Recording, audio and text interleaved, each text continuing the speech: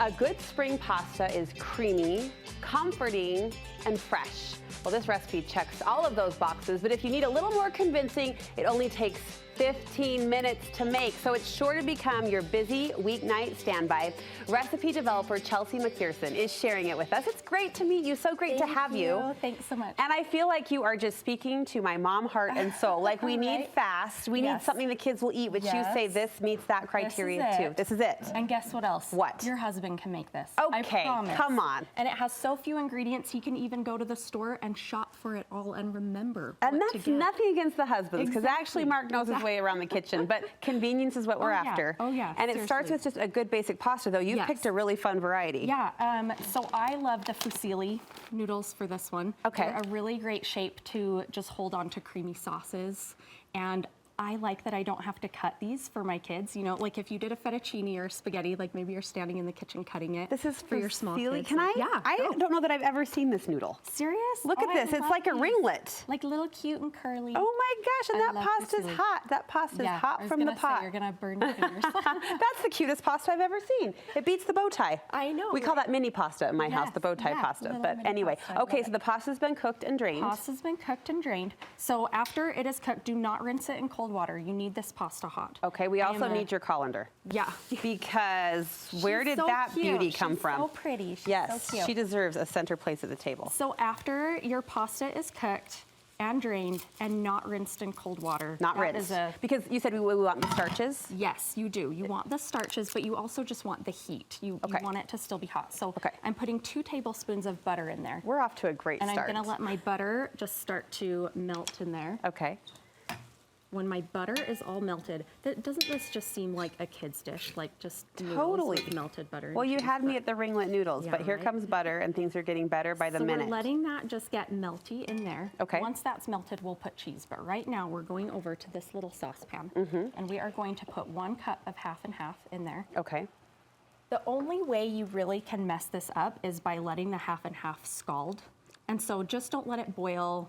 Don't let it scald. So you want it to be warm/hot, but never boil. Okay. So that is the hardest part of Listen, I like that you gave that disclaimer, clear, plain, and simple. Yes. We know our instructions, just don't let it scald. Just don't let it scald. We've got the rest. What's that? We're adding a cup of ham. Okay. You can dice it, you can put it into slices. I like doing it sliced, I have one child that's a little bit picky, and so that way she can just pick it out. This is so funny. This was a moment at our house last week. So Lucy, how old is she? 5-year-old, hates ham. Right? And ham shows up more than you think. I mean, from Egg McMuffins to pasta. And for some reason, I actually think my oldest daughter agreed to pay her $1 is what I heard happening if she tried the ham.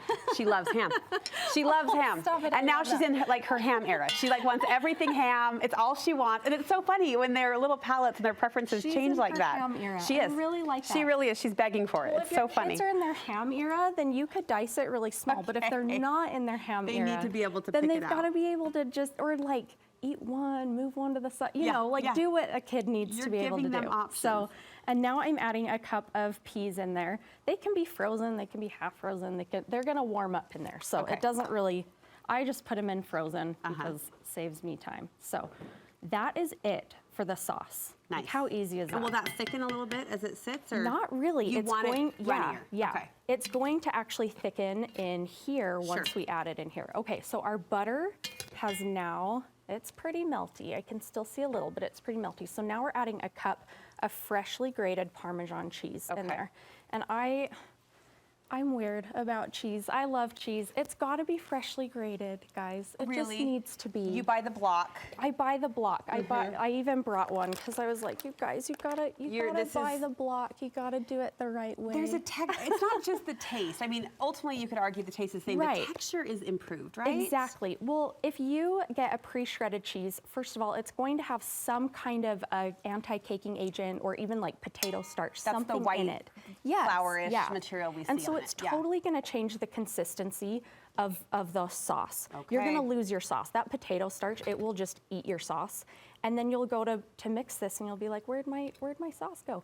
If you are in a pinch and you have to use a pre-shredded cheese, you are going to need a little more half and half. Okay. You're just going to. Okay, it's gonna but we're eat it going to all follow your instructions, and we're going to subscribe to your campaign. Please. And grate our cheese. And like it's a little soapbox that I get on. I love it. Now and again. I love a good soapbox. You got to pre-shred it. Yeah. So, and just get the best quality cheese that you can find. Sure.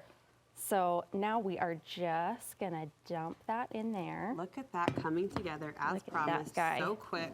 So totally quick. I mean, how many minutes did that take? Like, when I say 15 minutes, I mean from putting your water on to boil to dinner on the table. In a TV kitchen, we take shortcuts, right? We have to move things along. Yeah. This was basically start to finish. This is it. We've got it. We've got it, gals. This is totally it. Plates beautifully. It fits most really palates. does. Yes, Chelsea, thank you. You're a recipe developer, and you're sharing your talent and your passion with us on Instagram. How can we connect? So I'm at chels.eats_. It's kind of a mouthful. .eats. Got it. Got it. Chels.eats_ on Instagram, and that's where I post most of my fun recipes. So I love that you share, and I love that we can easily access recipes just like this. So be sure to give her a follow. Chels.eats. We'll link you over from our website. Great job. Thank you. Thank you so much.